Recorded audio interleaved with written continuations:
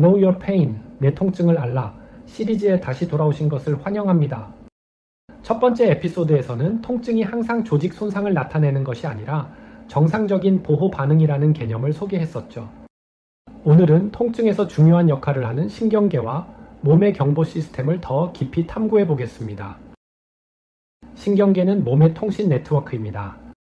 수십억 개의 신경세포로 이루어진 이 시스템은 통증 신호를 포함해 몸 전체에 메시지를 전달합니다.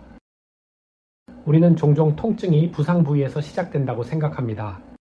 하지만 온몸의 신호를 처리하고 궁극적으로 통증 경험을 만들어내는 것은 신경계입니다. 통증은 말초 신경계와 중추 신경계 모두의 협력을 통해 만들어지는 것입니다. 먼저 말초 신경계부터 알아봅니다. 말초 신경계는 척수에서 몸 전체로 뻗어나가는 신경입니다. 이 신경 끝에는 여러 센서가 있습니다. 이 중 어떤 센서는 잠재적 위험을 감지하도록 설계되어 있습니다. 이 센서가 활성화되면 뇌로 신호를 보냅니다. 이러한 센서는 며칠에 한 번씩 계속해서 교체됩니다. 손상된 말초신경은 뇌가 아닌 센서 방향으로 신호를 보냅니다. 신호를 받은 센서는 주변의 염증을 유발하고 해당 부위의 민감도를 증가시킵니다. 말초신경 문제는 생각보다 훨씬 더 흔히 발생합니다. 이제 중추신경계, 즉 척수와 뇌로 넘어가 보겠습니다. 척수는 말초신경에서 오는 신호를 받아서 뇌로 전달하는 중개소 역할을 합니다. 하지만 단순히 전달하는 역할을 넘어서 척수는 통증 신호를 증폭하거나 약화시킬 수도 있습니다. 척수는 민감해질 수 있으며 신호에 과도하게 반응할 수도 있습니다. 이런 일은 부상 이후나 만성 통증이 지속될 때 생깁니다.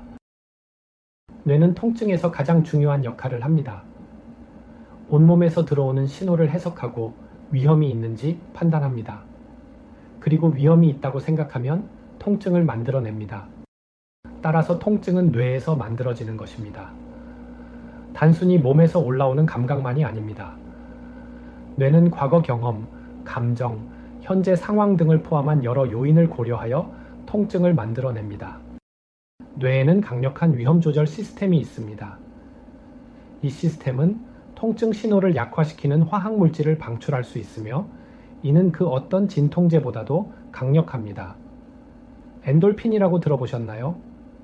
바로 엔돌핀이 이 화학 물질입니다. 뇌와 신경계는 계속 변화합니다. 외부 환경을 학습하고 거기에 맞춰서 적응합니다. 때문에 만성 통증은 영원한 상태가 아닙니다. 바뀔 수 있습니다. 그렇다면 이 모든 것이 어떻게 작동하는지 종합해 보겠습니다. 말초신경의 센서가 잠재적 위험을 감지하면 신호가 신경을 따라 척수로 이동합니다. 척수에서 이 신호는 증폭되거나 약화된 뒤 뇌로 전달됩니다. 뇌는 이 신호를 해석하며 여러 요인을 고려해 위험이 있다고 판단하면 통증을 만들어냅니다. 뇌는 척수를 통해 신호를 다시 내려보내 들어오는 신호를 조절할 수도 있습니다. 이를 통해 부상이 완전히 회복되지 않았더라도 통증을 줄일 수 있습니다. 첫 에피소드에서 여러분이 느끼는 통증의 정도는 조직 손상의 정도와 반드시 비례하지는 않는다고 했습니다. 바로 여기에 이유가 있습니다. 통증은 여러 신호를 기반으로 뇌가 만들어낸 것이기 때문입니다. 말초신경계와 중추신경계가 통증에서 어떤 역할을 하는지 이해하는 것은 통증을 이해하고 관리하는 데 아주 중요합니다.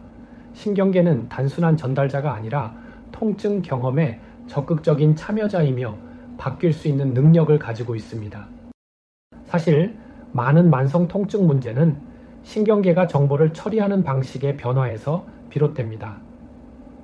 따라서 통증 문제, 특히나 만성 통증을 해결하기 위해서 조직 손상에만 초점을 맞춰서는 안 됩니다.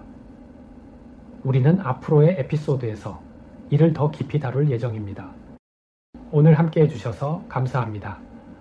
이번 에피소드는 조금 어려울 수 있습니다. 하지만 아주 중요한 내용이니 여러 번 보시길 바랍니다. 유익하셨다면 좋아요와 구독, 공유 부탁드립니다. 다음 에피소드에서는 근육, 뼈, 관절이 통증에 어떻게 기여하는지 살펴보겠습니다.